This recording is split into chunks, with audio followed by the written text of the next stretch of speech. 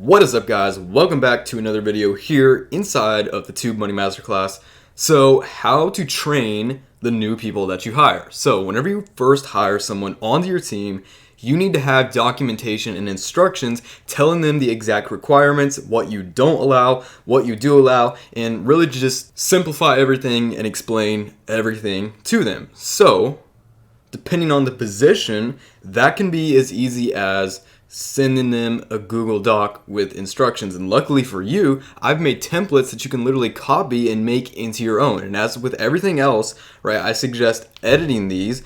Don't copy them word for word because you are going to have to change some things out depending on the channel and, depending on what types of videos you're going to make. So, don't just copy it word for word. You're going to have to go through here, change stuff out depending on your channel. And training is crucial, right? I cannot stress this enough.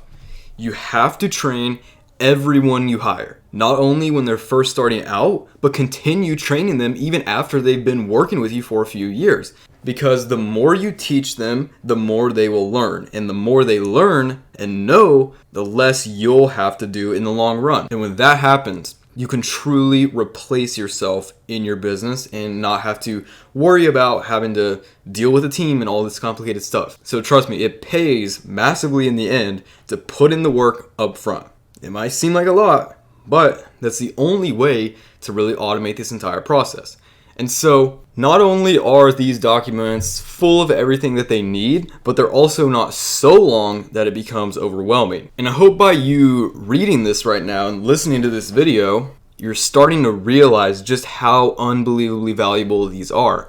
These documents, right, everything in this entire chapter is this summary of tens of thousands of hours of hard work, right? The information, the order of the information, the method, and the chronological order and layout of these are specifically optimized and modeled after some of the most successful YouTube videos in history, right? Combined with my own strategies and tactics that I've learned over the years and have personally made me and many others millions and millions of dollars with. So to start off with these training templates, we're gonna go over the creative director training, right? So the creative director is the person who comes up with the idea, right? They come up with what the video is about, the title idea, as well as the thumbnail idea. And again, all the links to these documents will be included in the Chapter 7 PDF, which you can download at the introduction lesson in this chapter. And it's also worth noting that whoever you hire to, be the creative director, they're going to have some way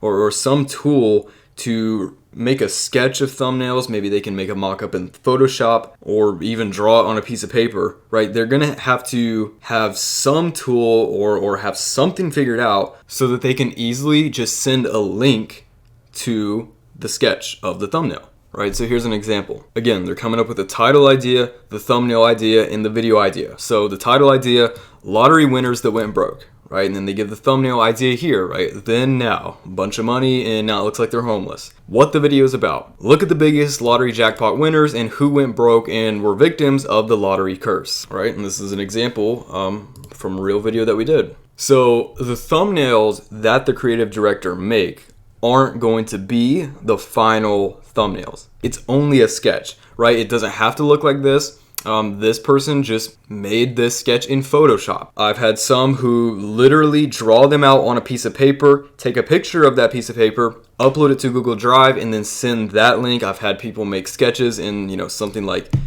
snipping tool here. So for example, they'll literally they'll do this, right? And, they'll just draw the thumbnail out like that. You can actually see an example of that right here, right? So there's many ways to do it, whatever they prefer. Next, we're going to look at the SEO specialist training. So the SEO specialist, they're going to come up with keywords, right? And keywords are a vital role for the entire content production process. They're going to be finding 5 keywords for each video, right? Keywords or key phrases. And those keywords are going to be used in multiple places. The description, the title, the tags, the script, and the actual video, right? The first 30 seconds. And so once they come up with 5 keywords, it has instructions in here telling them how to, relay the keywords to the rest of the team. That way, the people who are waiting on the keywords can immediately see them. And it just by doing it the way that we do it in Trello, your SEO specialist isn't going to have to talk to all these different people and go through all these different loops, right? They just post it on the card in Trello, and then everyone on the team can see that. And again, every video should have its own unique set of tags and keywords, right? So they're going to have to do this for every single video. And we have instructions in here on exactly how they're going to do this. Very step by step, right? It shows them how to do the keyword research that we talked about in chapter 3. How to find keywords that smaller channels are using to rank, how to write video tags, and everything that they need to know. So, scriptwriter training. Let's take a look at this one. The scriptwriter, again, they're going to be writing the script for the video, right? And so it details the steps. Script writing steps. Content keywords, video description, video script, and formatting, right? Because the scriptwriter is not only going to be writing the script for the video, they're also going to be responsible for creating the entire description. And one very important thing for the scriptwriter is you're going to need to run their scripts through Copyscape. So what Copyscape is, it's a tool to prevent plagiarism. Now, it does cost about 3 cents per search, but really 3 cents compared to all the other costs, that's nothing, right? It's definitely worth it to save you all of those headaches of, having someone give you scripts that aren't original, uploading them to YouTube, and then running into a bunch of copyright issues. And it's not necessary at first, but it's only 3 cents per search, meaning 3 cents per script that they write for you. So if you're going to hire someone to write the scripts, you might as well pay the 3 cents to, make sure it's not plagiarism. Then we also have some blacklist phrases, right? Just, common sense stuff, right? Don't drop the F-bomb in the script. Don't put any racist jokes or anything that's going to offend people. Just obvious stuff like that. Then you show them the script format. And again, we've already talked about all this stuff. Shows them how to do the intro, right? Using the keywords within the first 30 seconds. Getting to the point as soon as possible. How to write the middle of the script, right? Do all the topics. And how to do the outro. And then we also talk about everything for Trello. And we're going to talk about Trello later on in this chapter. So no need to, for me to go too in depth about this right now. One crucial thing, guys, is to make sure, and I already have this in here, but make sure you don't remove it. You need to let them know that if they have any questions about anything, it's fine to ask questions. All right, we have right here, please do not hesitate to reach out to your manager. And the manager is either going to be you or whoever you put in charge, like an operations manager. So voiceover artist training, here we go. Let's take a look at this. So the voiceover steps. Proofread the script, weight and tone, and recording guidelines. So proofreading, they're going to, make sure there's no errors. And then weight and tone, that is basically sounding the right way for the script. And I already showed you guys examples for this, but right, it's important that you pick the right voiceover for the right niche. So let's, in the tech niche, soap cutting, slime pulling, and acrylic paint pouring videos. Right, we're not going to go through all of these because we already did, but then scary videos. So it wasn't anything to get too worked up about. Right, and so you're going to include an example of the weight and tone that they need to, replicate. Recording guidelines, these are the final step. So don't have pauses after sentences, right? Keep it flowing, because this is just going to create more work for the editor, right? You don't want to have a scriptwriter who's constantly pausing in between words, making all kinds of mistakes. Also, all commentaries need to be at least 8 minutes long or longer unless told otherwise. If it doesn't meet this length, right? If it's not 8 minutes long, they're going to try to add their own sentences into the script to make it longer, because it has to be 8 minutes long. If it's not 8 minutes long, you're going to miss out on so much potential. Third thing, don't repeat yourself and leave, it in the voiceover file. If they mess up, you're just telling them basically it's fine to mess up, just cut it out. Don't leave it in the voiceover. And of course, all the information for Trello, which we'll talk about later.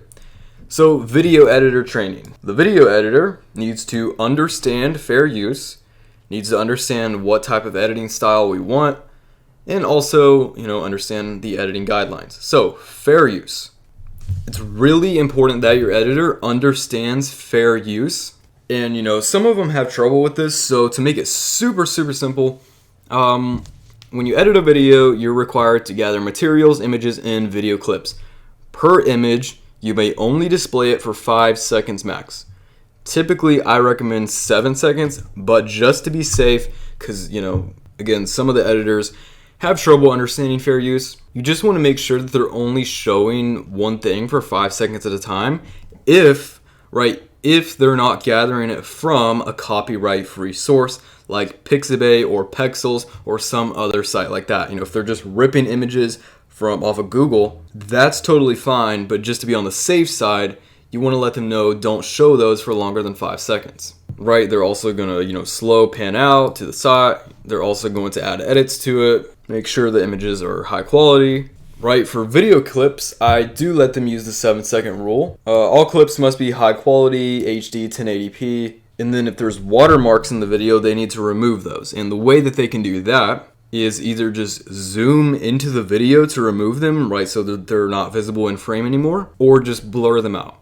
And then for the editing style, you need to link an example to one of your past videos, right? So show them a final product of one of your videos, and then the editing guidelines, first of all, has to be high quality, right? 1920 by 1080p. This just shows, editor information for Trello, which again isn't really important right now. And then you're going to need to download an editor's pack. Now, what the editor's pack is, it's a folder full of everything that you typically use in your videos. This way, every single video looks consistent and it all looks the same.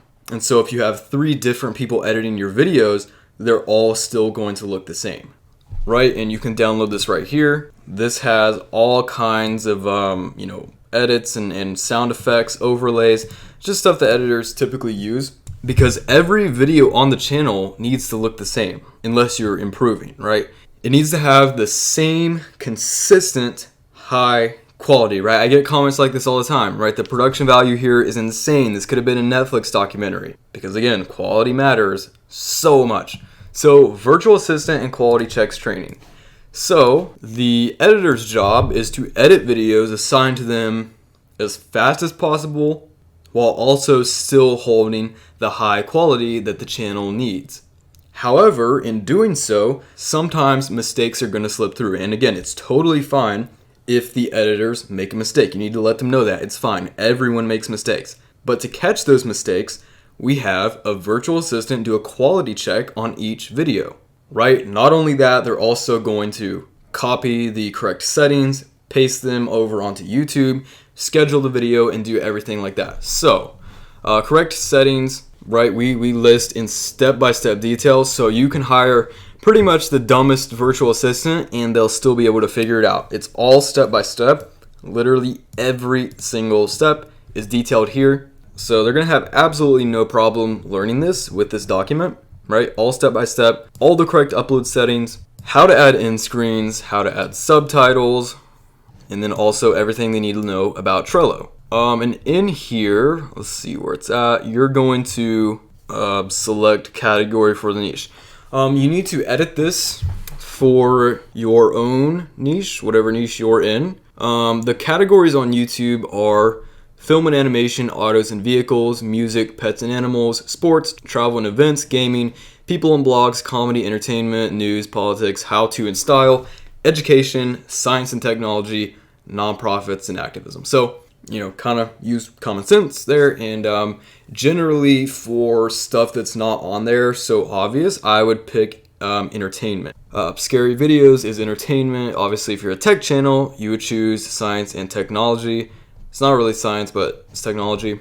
Business niche would be entertainment, so on and so on. You're also going to need to create an upload schedule so that they can actually properly schedule your videos, right? And this is so simple. You can just make a chart in Google Sheets, right? So the date the video goes live, and then So every day of the month, right? So every single day of the month, and then if there's going to be a video uploaded on that day or not, and also the time that that video is going to be uploaded. And again, you can grab this same exact chart just by clicking on the link in the chapter here. And this is going to be really useful because when they're uploading a video, all they need to do is go look at the upload schedule, right? If there's a video on December 5th, 2019, which by the way, this course is not being made in 2019. These are just examples from when I first made this chart.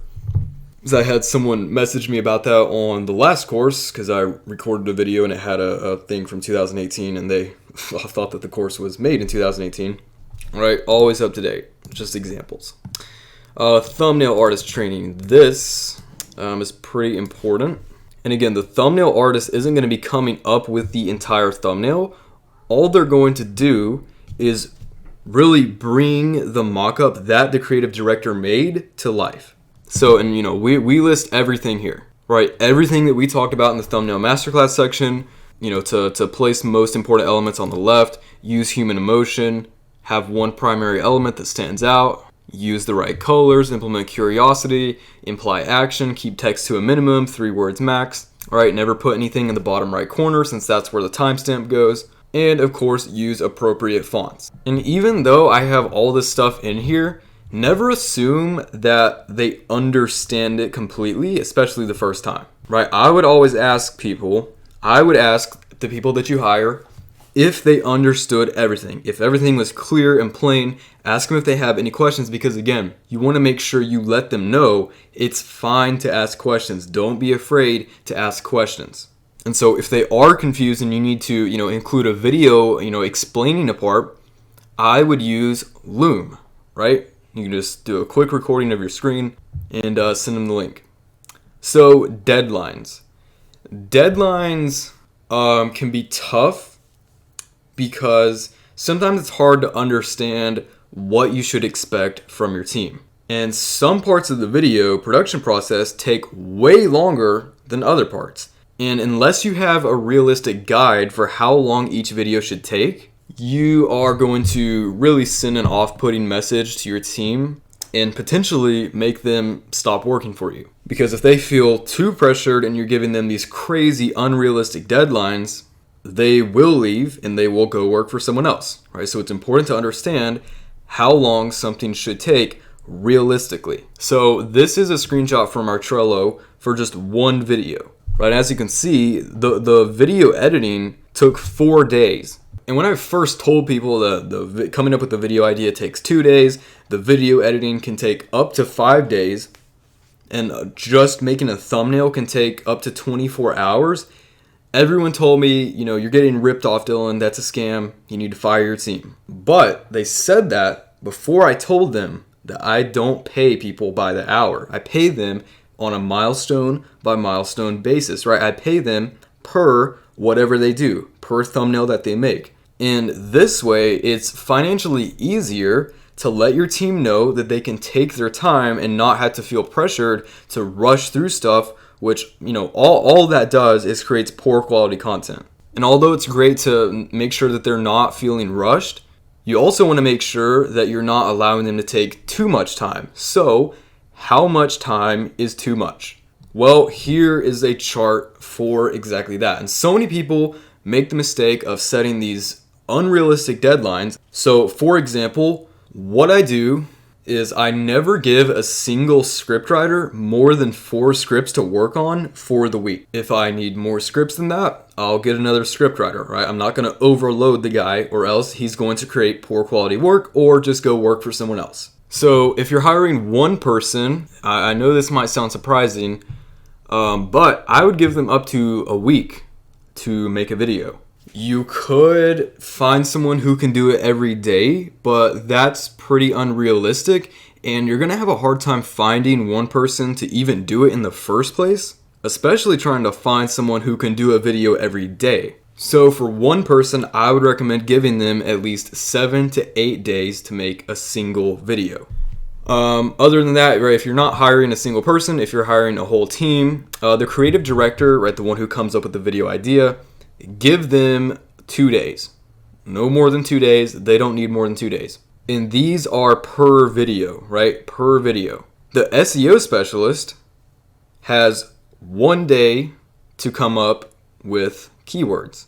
The scriptwriter to write an 1,800 word script has 1 to 2 days. A voiceover reading the 1,800 word script has, again, 1 to 2 days. And the video editor for a 10-minute video, give them up to 3 days, right? 2 to 3 days. And anything longer than that, you'll have to adjust accordingly, right? So if it's a 20-minute long video, you're going to have to give them 4 to 6 days. Making a thumbnail, give them a day. Quality checks, that needs to be done in less than 2 hours because that doesn't take long at all, right? And you can even push this to have it done in 1 hour if you're on a rush. So, this gives them time to focus on the quality of the content instead of the quantity. And it's another reason why you should never cheap out. We've talked about it several times that your video has to be good quality, right? Not something that was poorly put together in an hour. So what happens if someone on the team doesn't meet the deadlines? So it's really important that they do meet the deadlines and completes all of their work on time, because what's going to happen, it's going to create a massive traffic jam in your process. If one person's going too slow, then everyone else is also going to be affected.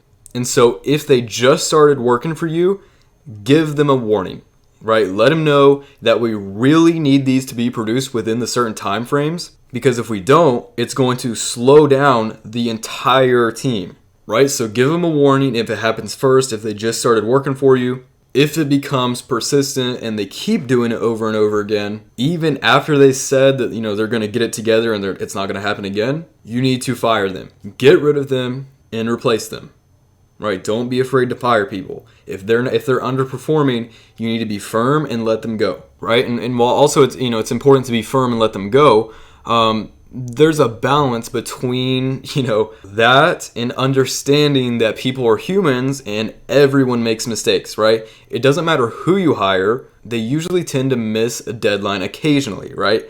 It shouldn't happen every week, but everyone has things that come up in life. So be understanding of that if it happens, maybe once every few months. And what I do to motivate them to complete work on time is give out bonuses. So for example, if someone writes a script and it turns out great, let them know and give them a few extra dollars, right? Say, hey, that was an amazing script. You did really great. And just send them $5, right? It's not much, but it's just enough to let them know that you appreciate their work. And that's going to motivate them to continue to do more like that. So with all that being said, I'll see you guys on the next video where we're going to talk about all of the mistakes that you need to avoid.